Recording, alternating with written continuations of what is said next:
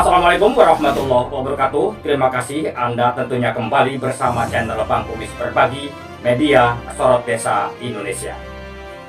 Pemirsa, pemerintah Kabupaten Pandeglang, Provinsi Banten menggelar Musrenbang RPJMD 2025-2029 dan Musrenbang RKPD tahun 2026. Acara ini menjadi forum strategis untuk menyusun arah pembangunan Pandeglang 5 tahun ke depan.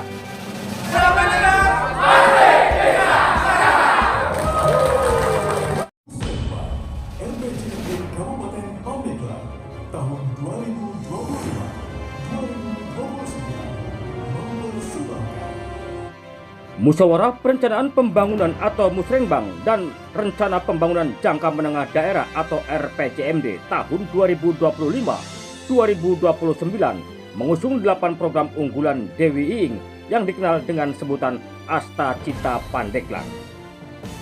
Asta Cita bukan sekedar simbol, melainkan komitmen nyata untuk membangun daerah. Pernyataan itu disampaikan Bupati Pandeglang, Raden Dewi Setiani saat membuka Musrenbang RPJMD 2025-2029 di Wisma PKPRI Rabu 7 Mei 2025. Dijelaskan Dewi Asta Cita terdiri dari 8 program, yakni Petarung, Lembur Bagja, Ngalangka, Pon Pesko, Kreativasi, Bakul Gaspol, dan Didingklik. 8 Asta Cita program dari Dewi Iing ini nanti akan dilaksanakan selama 5 tahun ke depan dan akan diaplikasikan setiap tahunnya sesuai dengan anggaran yang tersedia terangnya. Di program RPJMD 2025-2029 ini mengusung tema kolaborasi bersinergi untuk mewujudkan Pandeglang setara dengan utara. Di antaranya ada 8 Asta Cita program dari Dewi Iing nanti yang akan digolkan di 5 tahun ini dan akan diaplikasikan setiap tahunnya disesuaikan dengan anggaran yang tersedia. Hari ini semoga tersusun dokumen strategis dengan beberapa masukan dari stakeholder dan juga lembaga perguruan tinggi, vertikal, alim ulama, generasi muda seluruhnya. Kami juga membuka Musrenbang ini acara RPJMD ini secara virtual juga, sehingga yang tim dari luar juga dari lintas program dan seluruh masyarakat bisa memberikan urun saran terkait dengan perbaikan dan juga penyempurnaan dari dokumen strategis yang nanti akan dilaksanakan oleh Dewi Iing 5 tahun ini. Musrenbang RPJMD 2025-2029 Kabupaten Pandeglang tahun ini disatukan dengan Musrenbang RKPD tahun 2026. Tujuannya adalah menyepakati program-program prioritas dan juga momennya ini adalah menyampaikan hasil pembahasan visi dan misi Bupati, Wakil Bupati terpilih yang masuk dalam dokumen perencanaan pembangunan jangka menengah untuk 5 tahun ke depan, dan ini tentu perlu ada kesepakatan dari stakeholder sehingga kita undang dalam Musrenbang, dan dalam hal ini ada 8 program unggulan yang disampaikan oleh Bupati dan Wakil Bupati dan sekaligus akan menjadi rencana aksi semua OPD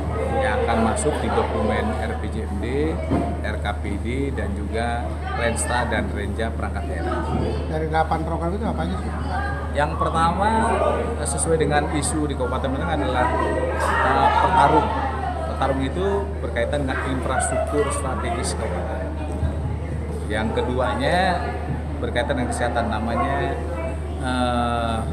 Lembur Bagja. Kemudian yang ketiga Ngalangkah untuk desa wajib belajar. Terus yang keempatnya itu adalah Bakul, bangka kuliner lembur. Yang kelimanya adalah kreativasi terkait dengan pariwisata, ya, seni dan budaya. Kemudian yang keenamnya adalah gaspol yaitu untuk akselerasi skill para pencari kerja.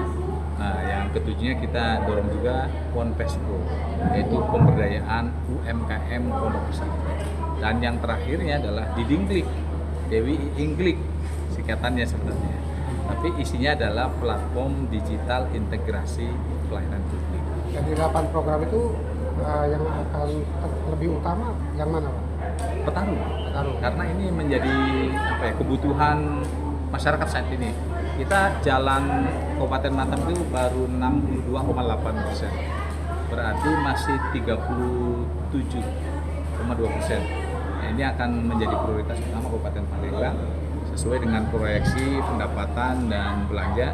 Nanti akan kita prioritas dan akan dimulai di tahun ini 2025, 2026 ini akan lebih dimaksimalkan lagi sampai 2030 ini lebih tercapai untuk penanganan jalan-jalan termasuk jalan poros desa.